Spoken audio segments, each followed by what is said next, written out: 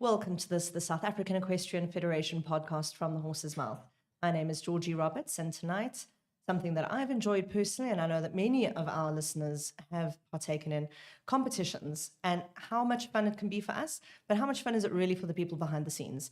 And if there's anybody who has a sense of humor about what does go on behind the scenes, it is most certainly Heather Mpofu, who is the brains, the energy, and so much of the administration behind Kyalami Equestrian Park and all the multidisciplinary shows that they host. Heather, thank you so much for joining us here tonight. Thank you for having me, Georgie. Yeah, I had to drag you here, but I'm very happy that you did come. I think it's only fair that I tell everyone that the first time I asked Heather to join me was during Youth Champs, which you a big national show. And I was like, it'll be so great to speak about what goes on. And Siobhan McCready just said, no. You don't want to hear that 7 o'clock in the middle of a week of shows. Too much was happening. My work day was ending at 9 o'clock, so basically I wouldn't have been. You wouldn't have been able to. Yeah. So Heather, I think just as to start talking about it, it is for a lot of us. We put in our entry, we arrive on the day of the show, and I think for the shows, as long as things run smoothly, you don't necessarily get praise. But as soon as things go wrong, that's when we realize what goes into running a show. That's always the case. It's a case of people always notice the bad things before the good things.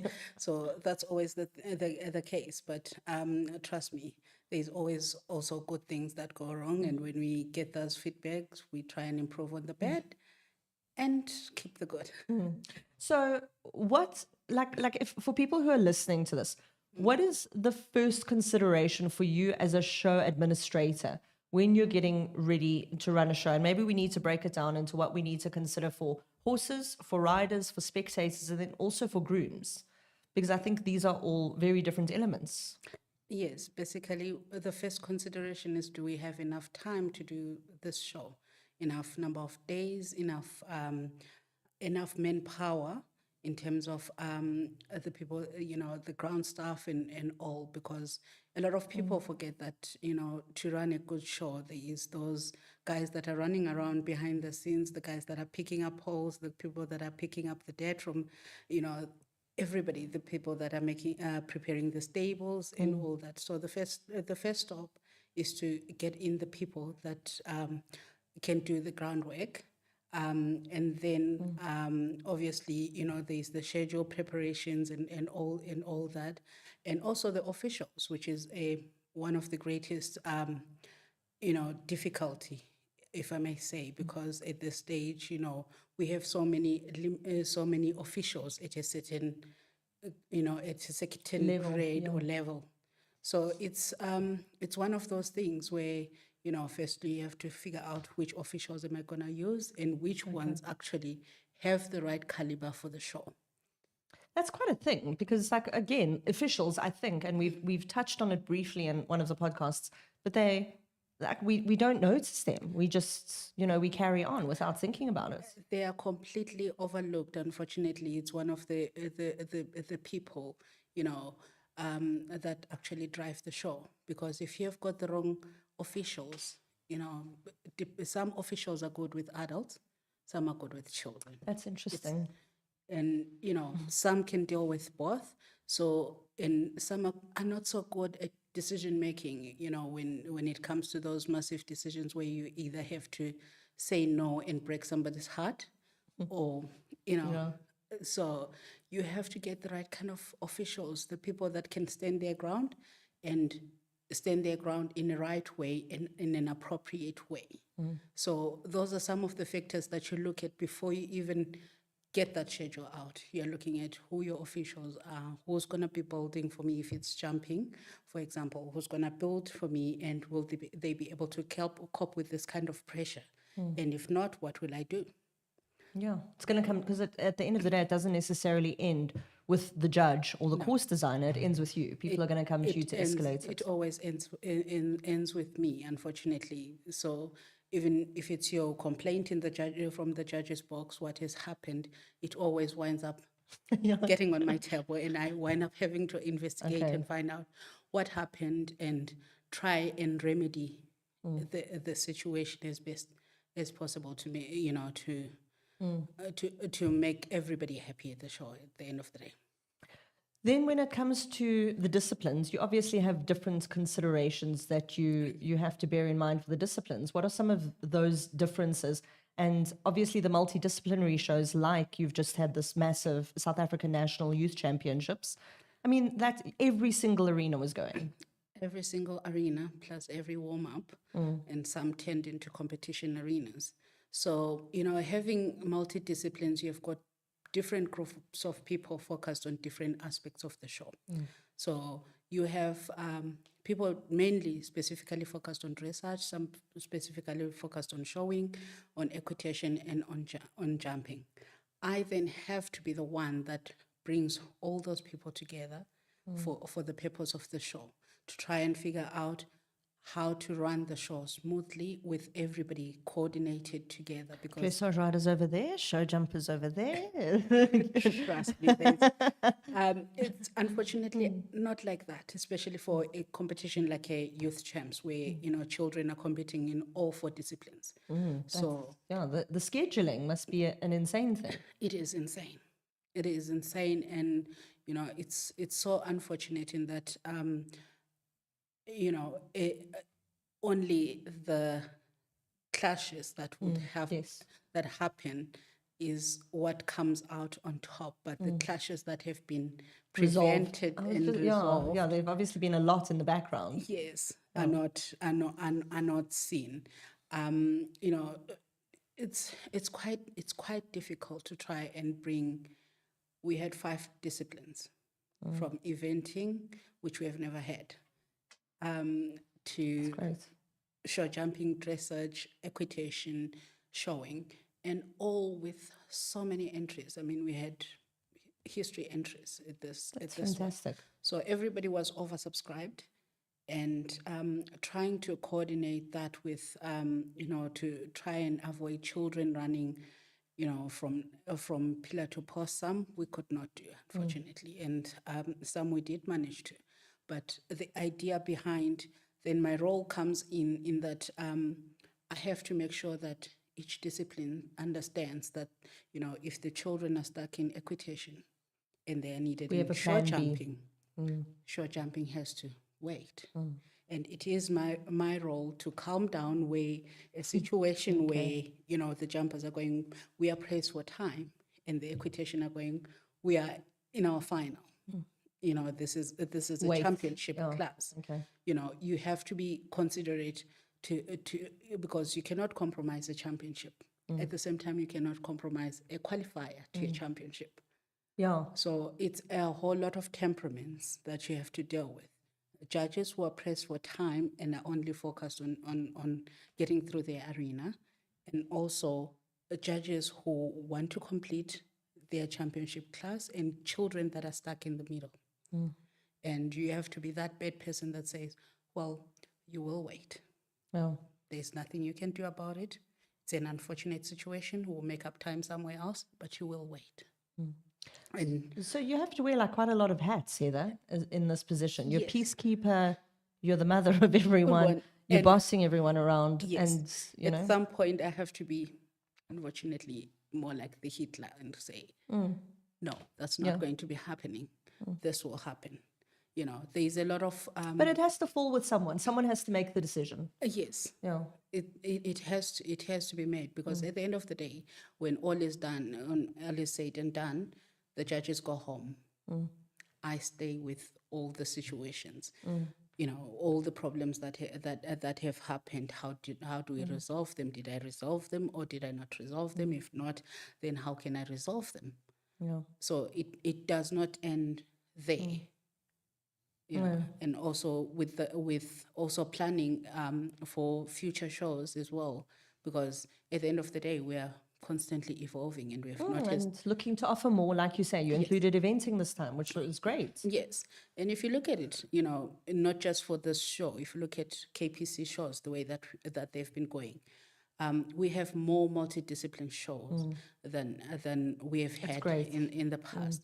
So the idea, whether it's a small show or a big show, is to try and build until we get to a stage where we have got harmony between whatever disciplines we are running, and find solutions to always it's the problem is the clashes. Yeah. No, always. And So as much as you have to wear all these hats, your venue has to wear a lot of hats as well. And we've spoken about one of the demands being of the venue, all the arenas that you need. But what are some of the other things that we need to consider of show venues? And I'm thinking about spectator capacity, bathrooms, catering, the unhorsey things. there's also those things where you're trying to resolve an issue in an arena or something, and somebody gives you a call and says, well, the bathroom on the side of the property is flooding. There is no toilet paper here. There is no that. So it's also those kind of things. Yeah. It's not just the show side of things. It's also making sure that everything else is running smooth. Your catering is running smooth. I'm sure you've seen there was one show where I ended up catering. Well, I was laughing because I was trying desperately to find a picture of Heather that I got in November last year. It was one of my marketing clients, LWP Properties, had sponsored a show, and they were so excited. And overnight on the Saturday, we had like 100 mils of rain. And true's nuts, there at 6 o'clock on Sunday morning, Heather, I think you were in your pajamas. I think you were digging a trench in the middle of the arena to try and get it to drain so the show could carry on. It is something that we do. And then going and catering as well. That we do. I mean, between myself, Jeanette, Wayne, when the show starts, there is no specific role. If it means that you have to clean a bathroom, you will clean the bathroom. If it means that you have to go help the guys understand what to do with, the trenches that you're asking for to drain water, you will go and do it. Because sometimes, standing in the sides and barking orders and saying, you will dig a trench going this way. Some people don't understand. Some people, require. Heather went in and dug the trench. Yes. I went in, I dug the trench. Jeanette is constantly digging trenches, emptying dressage arenas with a bucket. That's crazy. It's those are the things that we do behind the scenes before everybody else shows up. There's a lot that happens. If it rains, we are all there. Because we kind of need to try and get that, if we're cancelling, if we're going ahead, we need to get it out, as soon as possible, so that those that are traveling from far are able to, to get there. Or those that need to stay at home traveling from far, we catch Get them notice. before they leave. So it's one of those things that quite difficult. And of course, with also my executive, I'm lucky to have an executive that is happy to get their hands dirty as well and come in. So You sound like you've got a very passionate team behind the venue, and I think that's really what is key to its success. I think that is what's key to its success, because before the team that is there now, I mean, if you remember, we went through difficulties where we almost lost KPC, and members had to come in and rescue us and all that. So, with that, knowing that, we have almost lost this, this venue that we have. This incredible venue. Yes. And comes this passion that we want to keep this equestrian heritage intact. Therefore, that on its own is a driving force to whatever we do. We are doing it because we have that in mind, that, if we lose KPC, there's nothing else, in Africa that can compare to KPC. Yes, we have got all the other brilliant. We've got wonderful venues. venues. But and like you said, I think it's the heritage part. Yes. We've got new beautiful venues. Yes. But that's like the original. That's the equestrian heritage there. And so that's where the passion comes from, with all of us trying to make sure that whatever we do, it's something that leaves a mark, something that, pulls the venue forward, not limit or... One of the things that you mentioned now is basically that you said constituents, members had to come together and help to save KPC. The cost of these venues, I think a lot of show venues benefit from the fact that they either privately owned and they partly funded by livery, which obviously KPC doesn't have that. No. So the costs, I mean, it's everyone sees an entry fee and they think like, oh, well, how can we justify this entry fee? but the entry fee has to cover a multitude of costs. And you've mentioned, the bathrooms, the ground staff. But what are some of the other expenses with maintaining a show venue like yours? Constantly we have to get the arenas up to standard. So there's constant deep breaking of the arenas. There's constant filling of the arenas because, with things like rain, where your surface washes off, you constantly have to top it up. So those are expenses that we constantly have to deal with. Painting and upkeep of the venue. For it to look the way that it does, there is lots of money that goes into it. So, we as KPC, when you look at our expenses, just the upkeep of the venue and making sure everything is in working order, we're talking a minimum of about 250K a month, which is a lot of money. Crazy when you think of that. When you don't have any other source of income other than your shows and your arena rentals and your membership. So that is why, at the end of the day, our most important client is our member. Because without So the member, everything we is can't. done. And it's done to keep the members happy, basically.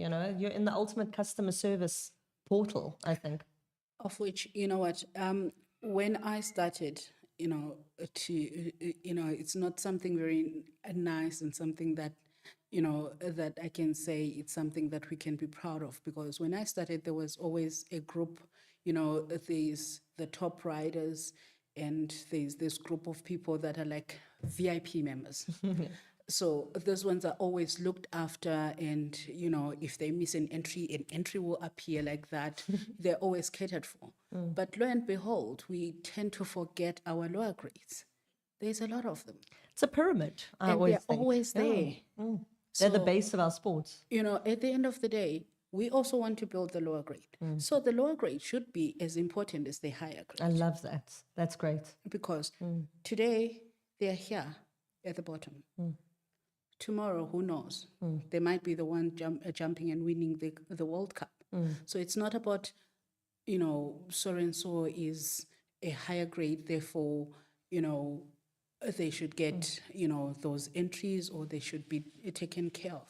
No. Everyone's looked after. Everybody's looked after. Everybody gets the same treatment. If you miss entries and entries are full, you go on a waiting list. And we always say upfront, KPC members will get first preference to entries that are on sale. And that's fair. And for their membership. Not specifically KPC's higher grade members will get. KPC's members will get. So whether it's a 60 centimeter rider who needs an entry into an arena, I like that. you asked first, you will get that first. That's really important though, Heather. And I think especially in a sport like ours, which is quite small and can be a little bit preferential. Yes. That's a really great thing. I just want to say Regina Hobbs says, Heather is a magic maker. I wish we could clone her. I agree, Regina. She has tried so many times. she's just quietly harvesting your DNA while you're not aware. I think so. I think so. So while we're speaking about cost, something that I do want to raise, besides trying to keep the equestrian side of things happy, is the jock situation. So a while ago with show holding bodies, and maybe it was as recent as 6 years or as long ago, a big thing came in with the Joburg City Council where you had to have this magical jock, which confused everybody. It caused a few show venues to close down in order to host an event. Will you tell us a little bit about that? So basically, if, for every event that we have, be it's a training show, a small graded show, a big graded show, we have to have a jock. As long as there is a group of people that are gathering for a competition or whatever it is, we have to have a jock in place. A jock means we have to go to the city of Joburg, we have to get approval from the fire department, from the police, and go and submit that to in front of a jock committee, and then for every event. For every event, and they come and they inspect every event. And that's a safety and sanitation and security issue, I'm sure. Yes, okay. It is a safety and sanitation and security issue. And recently, I'm not sure how far or if it's something that's going to happen quite often or not, where, we actually did get police coming through at our SHMs to check for grooms, if there were any grooms that were working with horses that are foreigners, and if they can get a list of their next of kin and things like that in case there's accidents and all that.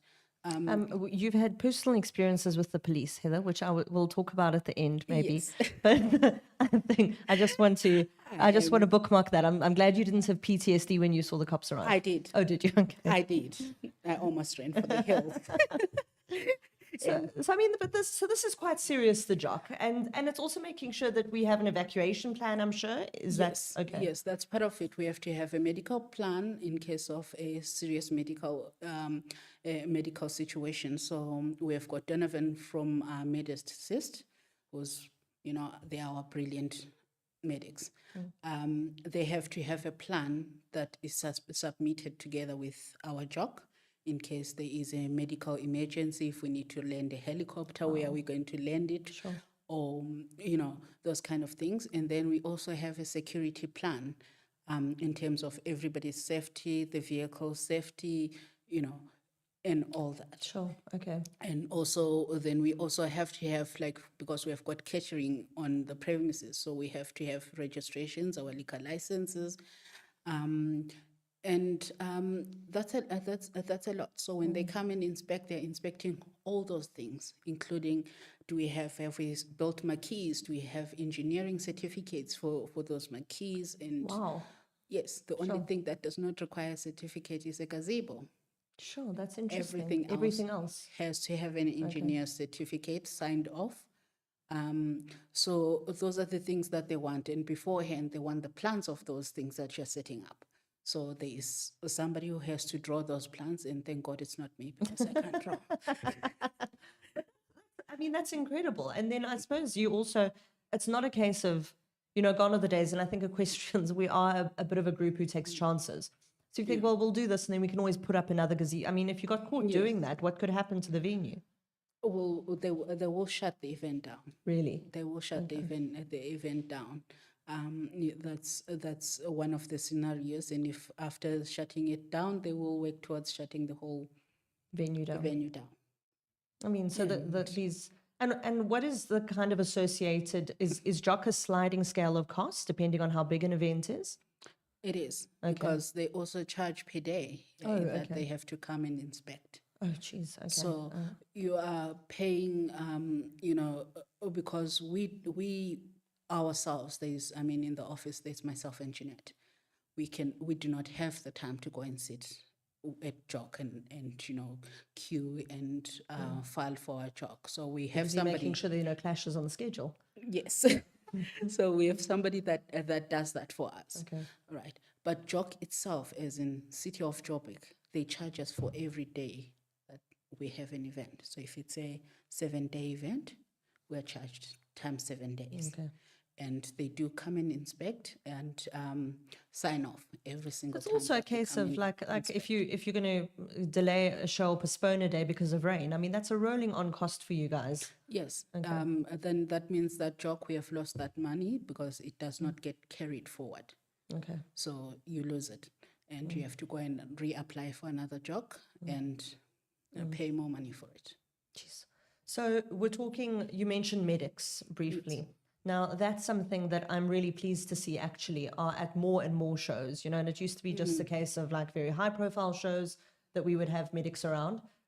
Are they now at just about every event? At just about every event. We have to have, for example, at KPC, the only time we don't have paramedics on site is when you have your normal arena booking. Okay. However, they are on standby. Okay. Right. They're on standby in case there is a problem or an accident, and they've been of great help to us, Donovan and Hanley, in that even if it's outside of a show, you know how difficult it is to get an ambulance quicker to a venue. And if you have paramedics that are doing that and coordinating that and, calling in the emergency and making sure that the ambulance comes and they're prepared. That they have the right things, yeah. It truly helps, because we have had so many falls at KPC outside of shows, somebody coming in for an outride and they fall, sure. and it's quite difficult. And getting an ambulance, you can phone an ambulance and you'll be told they are on their way. But if you then get hold of other paramedics who can actually explain actually the come in. situation, because a lot of the times people don't understand how dangerous equestrian accidents are. So And horse riders only phone an ambulance when we really need one. You know, otherwise we're usually climbing back on. Let's be honest. Yes, I know. It's I mean, when that rule came in from FEI that if you fall off, you have to be checked first before you get back on your horse. I mean, I can't remember how many people I had to go and say, please stop that. Please don't do that. Well, I think it's also when it's like one of those rules that when the rule comes in, you can't believe we never had it before. You go, yeah, it makes sense. That, Yes, but a lot of people, because equestrian riders are the most resilient, and I don't know how's your pain threshold? I don't know, it's not right. Because something is wrong there. We already have like a natural masochism because we like spending so much money, Heather. So there's something wrong with us. Yeah, no, I mean, your pain threshold, I'm amazed. I mean, you will find somebody broken and they will still want to get back on the horse. And so it's, having... And does that tie in with the venues from now, like we're moving on to like a legal element, but I'm sure public liability issues that the venue has to make sure that, okay, so you have to enforce those things to protect yourselves as well as the riders. You have to have public liability, you have to have insurance for, anything is possible with horses. We have had, it's not just the human aspect. A horse can just run and kick somebody's car, and, we have had those kind of accidents where a horse ran into somebody's car, and, you have to have insurance. You have to be insured, because the potential of claims against you is... That's crazy. Is always... have you had any really strange claims? No. I think like claiming for a horse running into a car is already a pretty strange one. I can imagine the insurance company being like, Well, at the end of the day, the insurance companies, the owner of the vehicle's insurance asks, how did your car get damaged? And a horse ran into my car. And then let's just be like, what? Yes. Okay, that's nice. It's quite, the accidents at an equestrian show can be quite strange. Quite dramatic. Yeah. Quite traumatic, quite strange. And, and there comes me as well, having to deal with people and make sure that, when such a thing happens, people don't kill each other. Yes, yeah. So, and like that is something that we've heard of also about scheduling arenas, that there is minimal opportunity for accidents to take place. Yes. So the safety elements, I mean, besides having medics on site, it's making sure that you have adequate warm-up arenas, that there are not too many horses in one place. What are some of the other safety elements to think of, Heather? I mean, there's so many, but... There's so many. It also includes the things that are happening outside. Do you have where are the flags placed? Where are the people and children playing? Where there is a lot of aspects that anything that goes on around the arena, you have to make sure it doesn't interfere with what's going on in the arena, because we're working with the other athlete being the horse that's quite flighty. So you have got so many aspects to look at and try and think of it, like from a horse perspective. What would spook me? What would scare me? What would, So yeah, and you're trying to make things fun for your spectators with like music and gazebos and dog jumping and children jumping and then you have to try and balance that off against the riders, against the having heart riders, attacks. and things as trivial as photographer. Where is the photographer positioned? Oh Lord, okay. Are they going to be, where they're working from? Is it safe for them? Is it safe for the rider and the horse as well? So it's there's always something to look out for. Yeah. Grooms at shows. This is becoming obviously quite a topic, and I know KPC's always managed it really well. But again, more forgotten, I think, than the officials are sometimes the grooms. What do people have to be mindful of, like when bringing your groom to a show? You know, one of the most important things is that, you know, if you can, if just making sure that your groom is taken care of, they can get at least a break to go to the bathroom. You know, do they have food? Are they watered? Where they are, is it safe for them to be holding the number of horses that you brought to the shop? Because a lot of people don't consider that, you know, a groom is one person. And if you have got so many horses and now you're bringing just the one groom to deal with so many horses, and you never know what temperament your horse is going to have on that particular day at the show. And like you say, then a child runs past, or A child runs past. Now you've got a groom trying to hold 4 horses that are spoking, and one gets loose. And, you know, we have seen people, you know, going at their grooms, and you kind of stand and wonder, what was the groom supposed to do?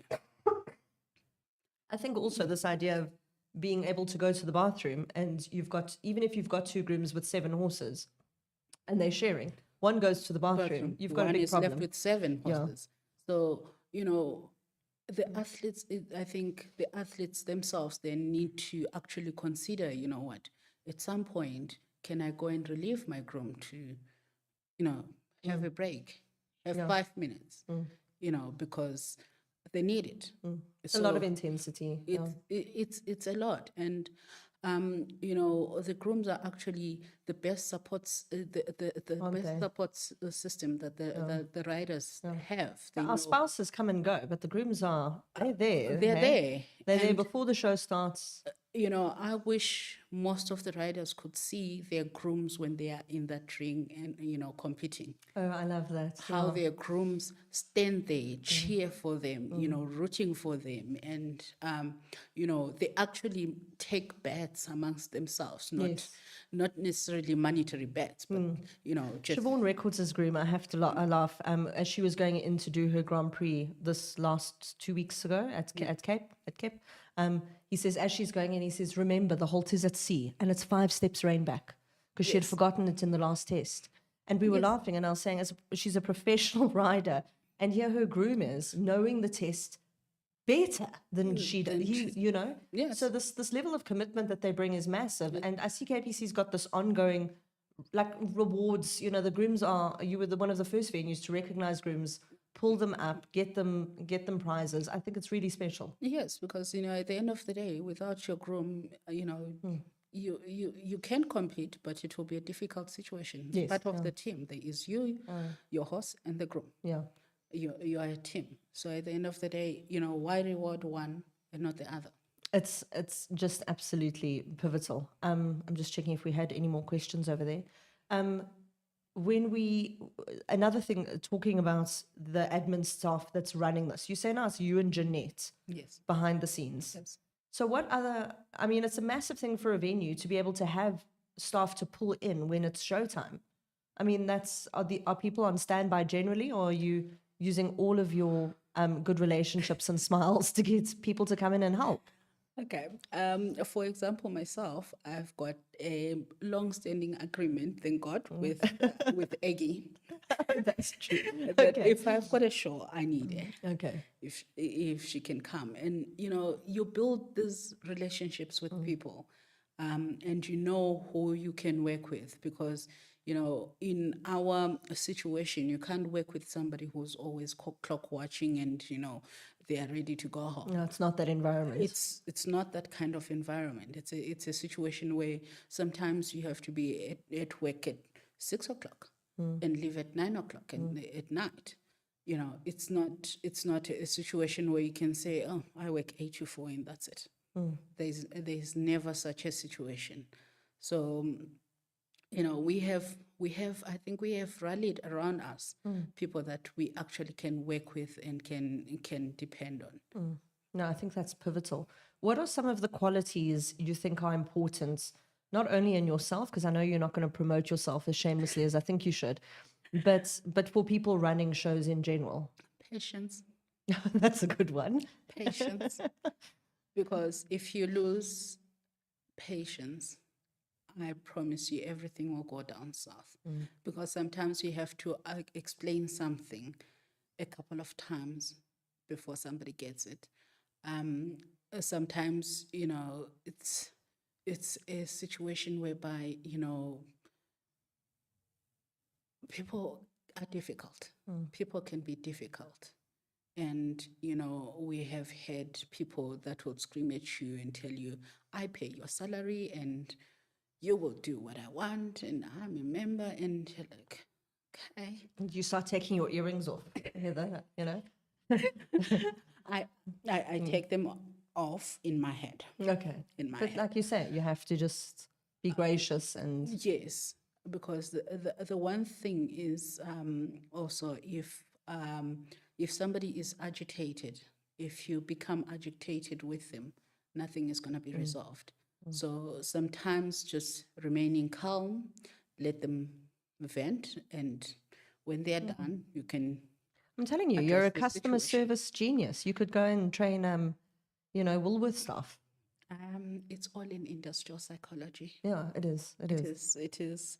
It is that degree. There was something in it for me, because I think that's the basis of how I deal with people and trying to understand. I suppose also for a lot of the equestrians here, that's as seriously as we take it, and maybe not the professionals, but for a lot of people, it's a very high intensity hobby.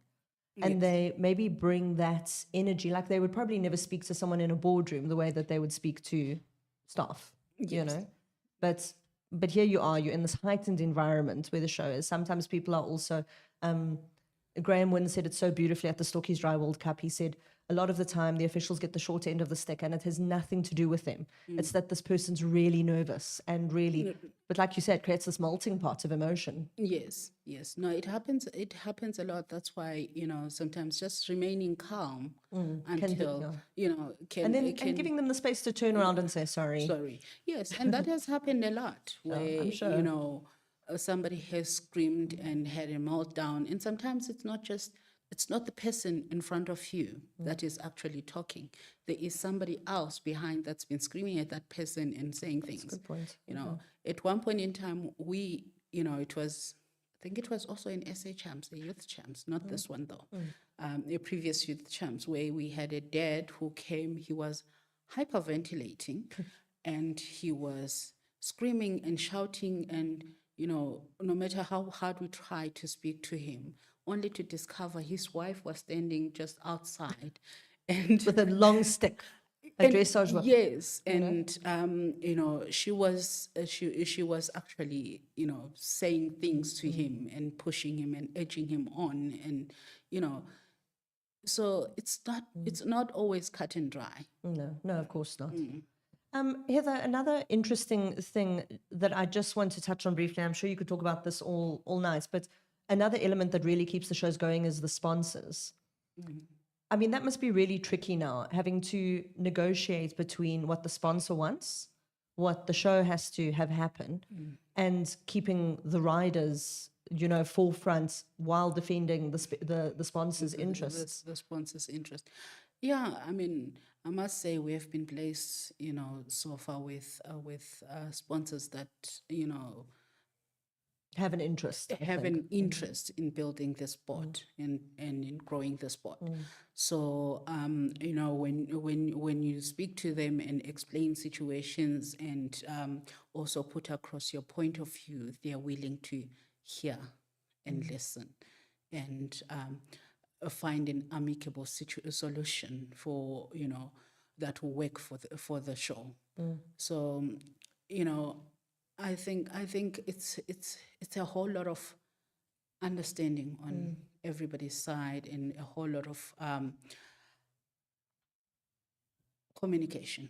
I think also it's interesting seeing that all these elements ultimately tie together, maintaining your venue and making it look beautiful, having shows that are well run, having happy riders, spectators, grooms, and horses, having your jockey, it makes it easier for a sponsor to come into a show like yours Yes. and say, well, I'd like to partner with that. Yes, we do try our best to be quite organized in the way that we do. It's like daily excellence, though. We do things, and in that, we want to maintain our brand and the sponsor's brand as well. Exactly, So that's lovely. whatever we do, it cannot jeopardize their brand. It cannot jeopardize our brand. As well, because we have taken this time to build our brand to what it is, and they have taken their time to also build their brand as it is. So the idea is to merge the two brands and perhaps build on that, make the two brands bigger. But at the moment that we forget ourselves in it, then I think that's where the problem comes out, when you can't express yourself to the sponsor so that they understand what KPC is all about, what our brand is all about, and what competitions, what competitions mean, what a show means, and every single show is quite different. Yes. So different energy, different crowd. Energy, different crowd. You can't have the sponsor thinking, for example, in Easter Festival, that's a family show. And now if you bring in a sponsor that does not think family dynamics, that's gonna pull the other way. That's lovely. It's not gonna work. So it's always a situation where we also it's matchmaking. Yeah. As well as everything else you do. Yeah. I mean, our sponsorship team, Aiden, Siobhan, previously Madeleine, they've been very good in marrying the right sponsor to the right show. Yeah, really, it does seem to be that. It's fantastic. Yeah. What's the best thing? So I think it's one of the things that I think would be hardest about your job is staying motivated, because like you say, you're always only getting feedback when things are wrong. When things are great, people take their rosette and their hamburger and leave. But what's the best thing about your job? I think, you know what, recently there has been quite a number of people that actually do come up and say, you know what, this was a brilliant show. Thank you, guys. One of them being, I'm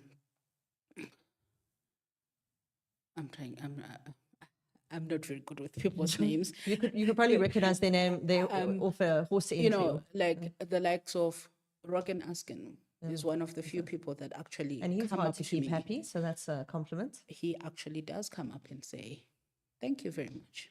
Oh. If that's the thing about him, when if he has a problem, he approaches it, like a gentleman, and he addresses it, and it gets resolved. You want a solution. Good, it's good. He will come and say, "Thank you. Lovely. That was beautiful." Even if there have been hiccups, and it's those kind of people. You wake up in the morning, you get a phone call from Mark White going, "Well done, Heather. That was a brilliant show." And that's a big sponsor as well. I mean, what a wonderful, he's sponsor, owner, everything. What a great success that is. That is, so there is those kind of moments that actually kind of pull you back, and you're like, you know what? Even though I felt I was tired, I felt, like I'm about to give up, and that keeps you going. Questioned a lot of things. When some of those people come up and say, "Well done, that was brilliant," or when somebody has been screaming at you and somebody was a bystander comes up and says, "I'm so sorry. That was really It's just decency. It's just being kind to one another. It's that kindness that motivates and pulls you, because I mean, the pressure of having to produce a brilliant show, the pressure of the admin behind the scenes is a lot. It can make or break you. Absolutely. And so many times I have cried Really? behind closed doors. And Jeanette says, well, she finds how I cry very weird. She has never seen anybody who sits still and just have tears running down. And what brings you back then, Heather? Like besides the fact it's because it's not just your job. You could walk into a high-end job anywhere. I think mostly it's integrity. That's wonderful. I take everything that I do as a representation of me. That's lovely. Do I see myself as a quitter? No. Mm. So that's the one thing. And if you don't have that, I mean, I've seen people before me walking out. And the reason why I came to wind up doing what I'm doing is because somebody walked out during Easter Festival. Oh, wow. And I was a receptionist. And you stepped up and I was just going to ask you how you got into it. That's amazing, Heather. And I had no cooking clue what I was doing. There's a lovely, I think it's a Richard Branson quote, and he says, if someone gives you an opportunity, say yes and figure out how you're going to do it as you go. That's exactly and that's awesome. That is exactly what I did. And, I remember at that point in time with Eggie, would sit until 9 o'clock, 10 o'clock, trying to figure out what was going on. What was going on with this running order, because we have no clue what we're doing. And we would make so many phone calls. And, it's quite interesting how administrators in equestrian and officials can rally behind in the scene, in the back end of the It sounds great. And nobody knows, because we made so many phone calls to so many people. And were people generally very happy to help? People were generally very happy to help. That's nice. Where they could, they were helpful, because we had no idea what was going on. And we didn't even know what officials were booked. Jeez. But people showed up, and people rallied together. And at the end of the day, we did have an Easter festival. And what's the most important critical thing to running a successful show? I would say, always you have your vision has to be what kind of a show you want to produce. I like that. That's the most critical thing. Do I want to have a show where everybody enjoys themselves, everybody, finds it easy to navigate, the show, and, am I accommodating everybody? What kind of a show and what kind of an experience do I want people to take home? That's lovely. And the last thing, which we mentioned briefly earlier, is what are some of the strangest things that have happened to you in your career? Jumping into the back of police car was definitely. And that was to do with I can't remember what happened. It was a perceived COVID violation, right? Yes. Okay. That was during COVID, and I was I think I was in one of the judges' box when I received a phone call from Wayne that I was needed at the gate. And when I got to the gate, Jeanette was in the police car. So what did I do? I thought, dear Lord, I'm not letting her leave me here. No, I was more worried about letting her go on her own, because then if she loses it, then what's going to happen? But that's an amazing team. I want a work wife who's going to jump in a police van for me. Heather, that's nuts. Oh, well, I didn't know that was the version of the story. That's great. So I ended up in that police van, because now Jeanette is being taken away. And you know what? Our pact has always been, if we're to live, we're living together. Oh, I like that, really. Yes. Okay, and if we're being taken, so if we're being arrested, we'll be arrested together. You're her ride or die. That way. I thought maybe if we get arrested together, then everybody at the show will realize what has happened and will come and save us. I like that. And people did. Oh, did they? I thought maybe being arrested is the only way you can get an afternoon off. Yeah, I would like an afternoon off, but I'm not so sure when I want to. Yeah, that was a bit traumatic. I mean, to a point, even when the cops came in at at SH Oh, Hams, really? and they walked in. Unfortunately, they always walk in guns blazing. The guy with the guns is always Yeah. walking in front, and here is Little did he know he was Carol going to meet. screaming. They're like, they want to see the boss of KPC. And then Carol And goes, Aiden said it's Heather. no, Aiden wasn't there. But Carol brought them and says, there is the boss of KPC. Jeez, and I'm thanks, like, Carol. no, not me. Maybe try Jeanette. And but unfortunately there was so much that was happening in my direction, and Jeanette ended up dealing with them, and it was fine. It was fine, and the jog thing turns out they just wanted to double check, to double check and make sure we had all our ducks in a row and whatnot, our files and everything. Well, you're a duck in row keeper, Heather. It's been so great to speak to you. We're about to get hit by load shedding. Is there anything you would like to say before we dial off?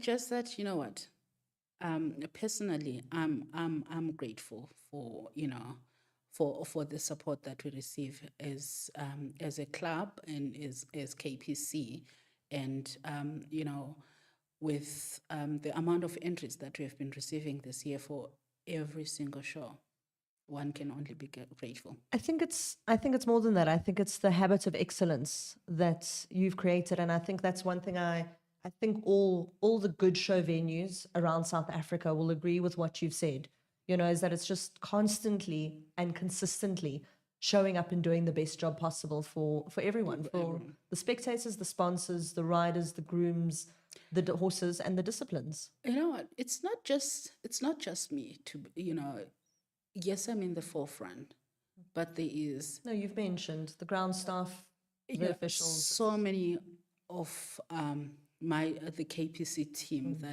that rallies behind and want to put their best foot forward. I mean, our ground staff claim that they are the number one team. And you wouldn't disagree in with the them, whole country. No, I would not. They are number one team. So it's everybody putting their best foot forward, and but I think having good glue to hold them together really does help. It does help. It does help, and I'm grateful for the luxury of holding together a team that is willing. That's awesome. Heather, thank you so much for joining us tonight. My pleasure. We've just finished talking about how to make shows absolutely successful with the glue that holds the Kyalami Equestrian Park team together. That's a show administrator, psychologist, hand-holder, driver, energy, and placator, Heather Mpofu, who has joined us here tonight. If you want to hear about everything that goes into the back end of running a show, please don't hesitate to rewind and listen to that. Otherwise, join us again next week, Wednesday at 7 o'clock for the next South African Equestrian Federation podcast from the horse's mouth.